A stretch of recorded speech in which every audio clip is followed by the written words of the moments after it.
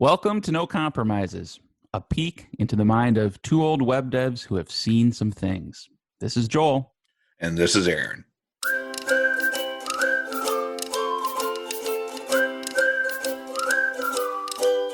We have been talking throughout all these past 20 plus episodes, mainly on development topics and things that would pertain to your general Laravel / PHP developer. But we had kind of planned maybe doing a few special episodes, very special. A very special episode of No Compromises.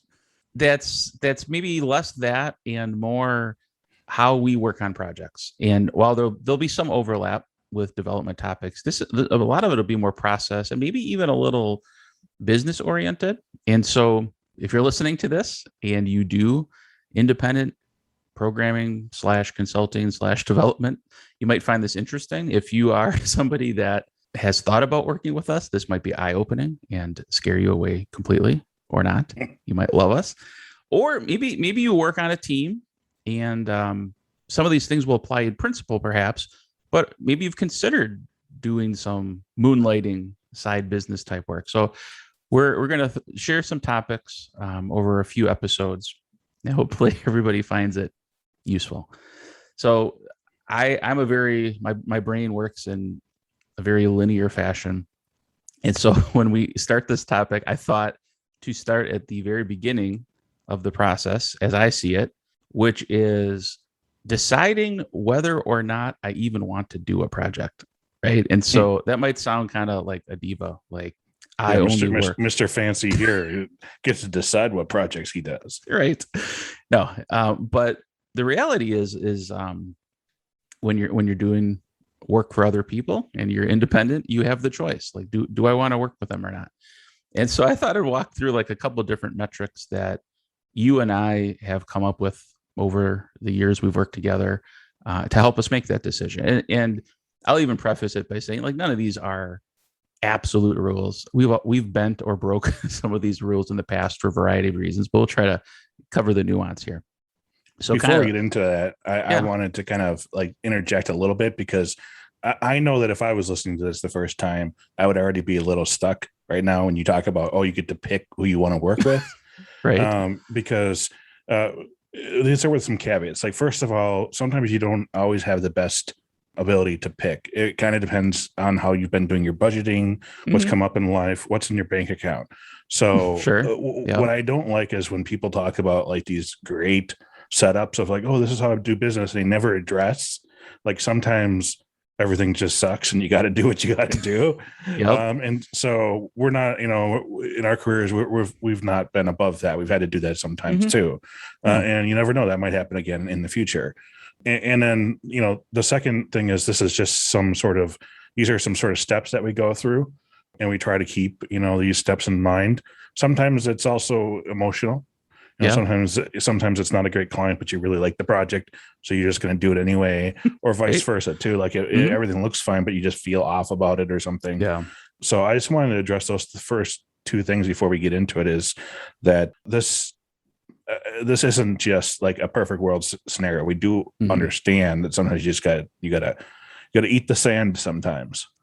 I'm not familiar with that expression, but yes. I don't know. I couldn't think of anything that's not like incredibly profane. Oh, okay. All right. So that's the censored version. Yeah. But no, that's a good point, because it's easy to get into the trap of like, this is the ideal scenario and this is what you should do in all cases. Like, but you're admitting, and I'll admit the same, we don't follow this 100%, but they're guidelines. And I'll point out, your guidelines may be different where you draw these lines, but I think there's still valuable questions you should think through as an individual or as a company or even as a team, if you're taking on projects as a team. So can I make one other argument? 100%, yes. Before we get into it. Okay. On the flip side, one thing I've heard people tell too, when they seem to get like in the groove of things, they say don't pick bad clients, because there's the opportunity cost. So if you are stuck with a client that you don't prefer, you won't be available to say yes to the right client. They don't always phrase it that way. It's usually like somehow mystical. Like, if you have bad people in your life, then the good ones won't be drawn to you. which Uh-huh. I don't believe in that. But I can say that it's been a great fear of mine. Me and Joel have talked about this many times too. Like, if I turn this down, I don't know where the next client's coming from, but I Yeah. do know that this is probably a bad idea. So I'm going to take it a little bit on, I guess, the faith that I have that everything's going to work out fine, and just say no. And surprisingly, I don't want to like have to knock on wood here or whatever, but surprisingly, that's turned out as people have told me it's going to turn out, which is good. So you haven't died yet, is what you're saying, Yeah, by turning down a job. I have yet to have died. And I'll add to that. Like, I, even many years into doing this, I still have that fear every once in a while of saying no to something for those reasons you just cited. So I think a lot of people could relate to that. It's like, yeah, but it's money and it's work, and I like eating. yeah. I just wanted to cover those couple of things before we got into it, because that's always been my pet peeve, and like where I've turned off like shows like this when they're like, let's tell you about how to qualify clients. You're like, sometimes you just can't. But yeah, sometimes you just can't, or sometimes you'll have to, and you just have to. It's going to be okay. Yeah. But anyway, sorry. Let's get into it. All right. So here's my thought process, and kind of here's how you and I work. The very first question is, do I want to work with this client? And the client could be an individual, or it could be a company. And there might be a couple of reasons we would answer yes or no. And some of it boils down to like communication style, personality. What do they do? Is it a company that does something that you just like are morally opposed to, or is it a company that does something that you love and is like right up your alley? So that might seem like a weird thing to mention first, but to me, it's kind of like an easy pass fail test. And so it's hard to get a sense for this over an email or any sort of text communication. But this is where sort of an exploratory call helps a lot. You can just get a feel right away, like, boy, this person is just completely opposite to the way I like to work. And that might be right away a sign like, no, this just isn't going to work out. I can put that in concrete terms. Yeah. But don't name names. right. No, if I have a lead and I send them like a Calendly link or some sort of automated tooling, they schedule the call and they get on a Zoom call on video and we have a chat. That's almost 95% of what I need. If throughout that process they're unable to do any of those steps, they don't know how to do a calendar invite, or they can't get Zoom working or something like that, I probably am not going to like them as a client. Just one of my choices is I don't want to have clients I have to babysit. Yeah.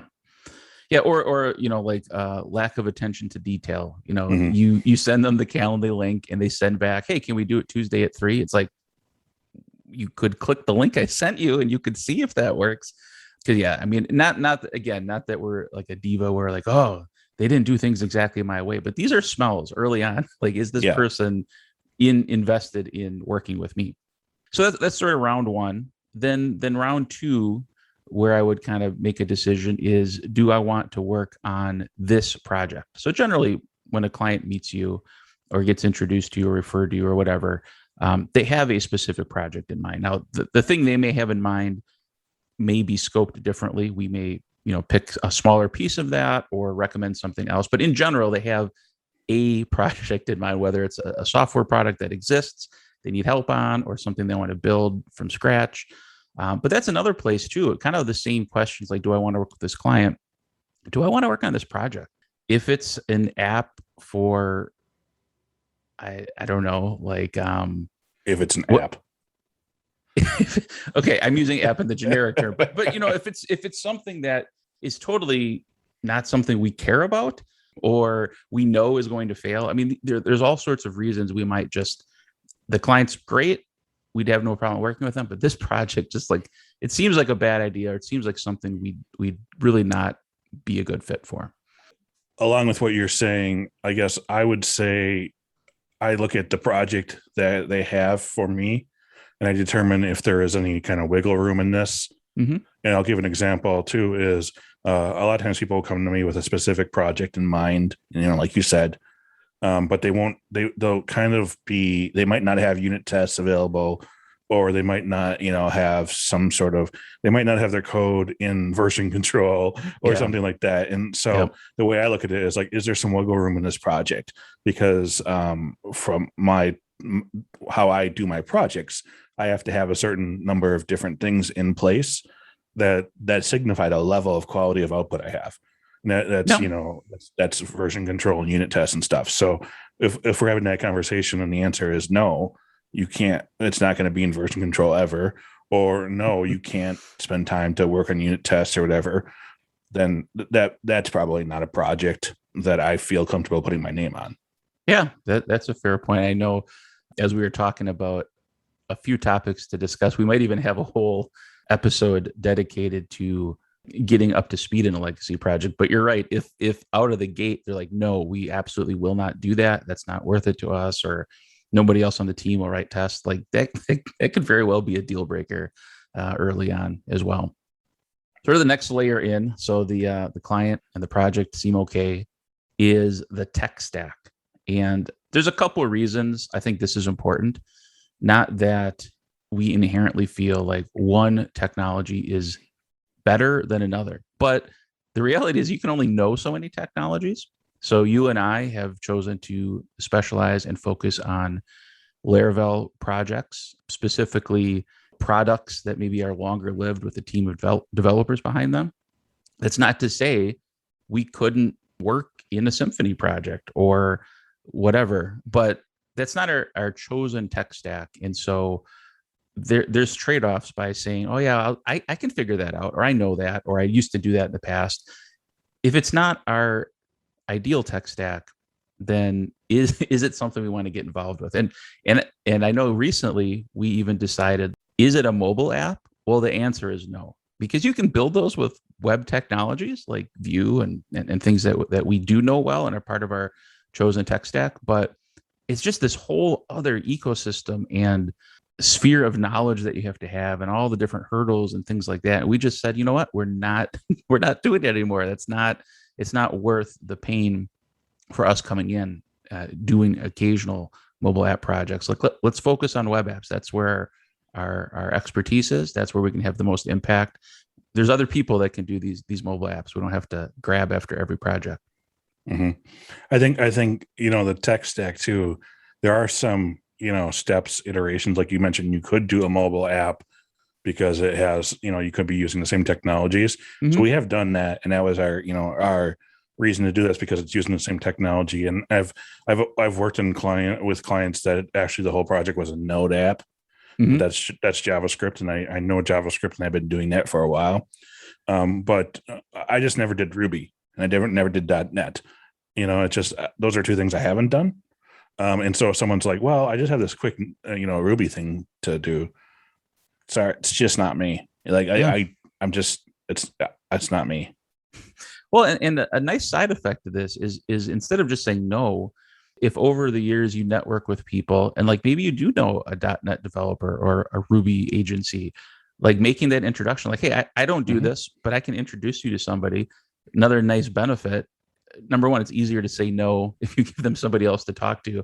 But number two, that other agency or consultant or whoever that gets the referral, they're going to love that. And you know what? They might come back to you when it's a PHP Laravel app and that's not their specialty. And so I learned early on that there really doesn't need to be competition, even within a small community of developers. Like just cooperate, like share work around. There's plenty to go around. Everybody's going to keep food on their table. It's not a big problem.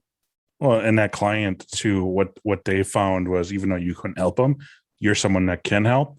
Mm-hmm. And so, well, hopefully they won't bother you for everything. They do have in their mind that maybe you weren't the one for them, but that you're a good person if they happen to know anyone who's looking for XYZ, because they know that, XYZ being what you're good at, because they know that you'll pass off things you're not good at. You're not just there to try to suck money out of everyone. Yeah, absolutely. The last point I wanted to bring up, and I think this might be the hardest for developers, maybe it's just a Joel thing, but I suspect not, is do I have the time for this project? Because most of the time somebody approaches you with a project, you already have existing commitments, you're already working on existing projects. And so even if like especially if it ticks all the boxes that like, yeah, this would be great to work on. If the final box is like, yeah, we want to start on this at the first of the month, and I know I'm booked up for 2 to 3 months, I can't say yes to that. Like that's a way to set yourself up for stress, overwork. It's really a bad way to kick off a relationship with a client, to overpromise and underdeliver. Mhm. But that's real. I mean, that's to this day is probably the one I struggle with the most, is trying to balance what I think I can do and what the reality is. Like, oh, I think this other project will be done in a week. No, you probably have a month of work left on it, and not being too eager to say yes to something and end up extremely overworked. And I think a little insight into how Joel and I work, which if you've been listening for a while, you probably have an idea how this works. But Joel will be like, "Hey, yeah, let's do this," and I'll be like, "Hold on a second, Joel. Let's just think real quick. What are our commitments?" And then, I get to be the bad guy a lot of times. But no, it's a good point you made there. I would say it's not only the time commitment, Mhm. but going all back into like what does my pocketbook look like, Yeah. and should I just I really need money for whatever, I need money for school, or I need money for a pool, or I need money for food, whatever it is, right? Yeah. And looking at that and being like, is it ethical to take someone's money if I can't do Yeah. the thing? Yeah. Absolutely. So if you can cross all of those hurdles, you too can work with us. No, that's not the reason we're sharing this, but just think through that process, and maybe there's other things that are important to you that we didn't cover, but you have those in mind when you're deciding whether or not to take on a project.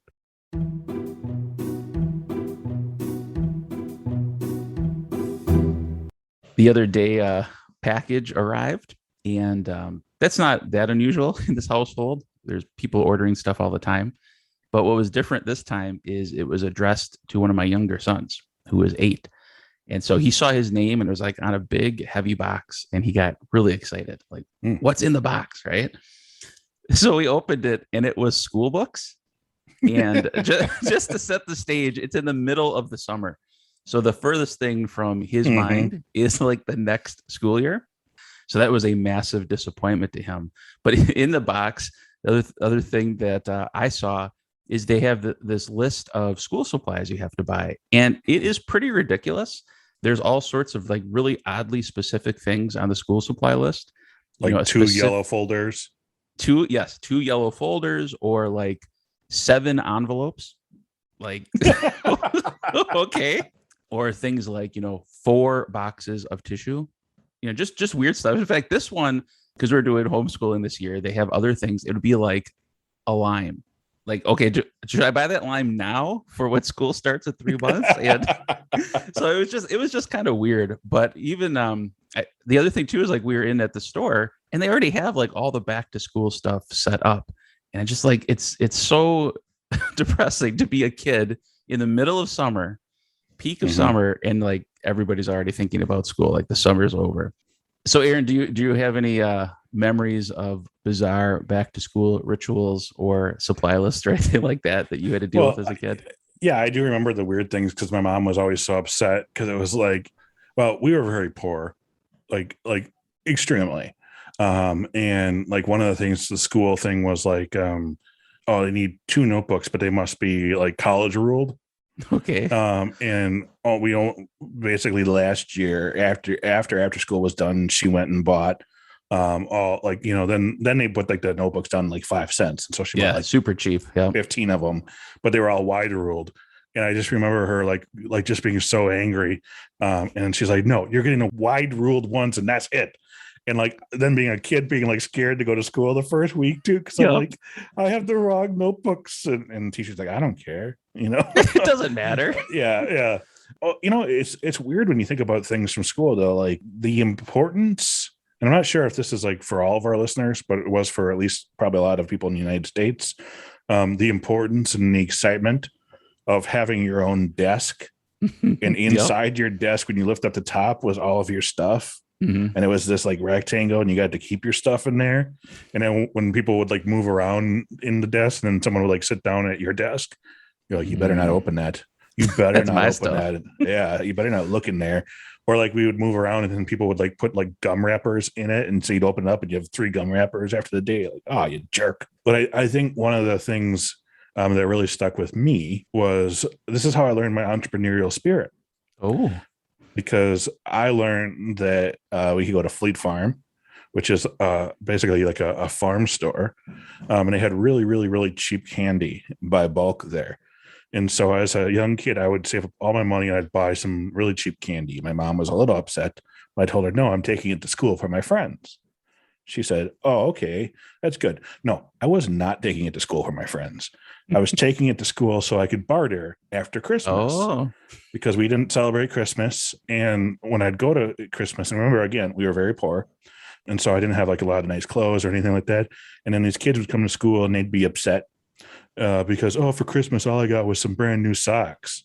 And I'd be like, do you want maybe 6 Jolly Ranchers for a pair instead of of your socks? socks? Yeah. And so I would literally like get socks off kids in the classroom for like 6 or 7 pieces of candy. And then my mom would be like, where did you get these Hanes name brand socks? Like, oh, it was a gift from a friend.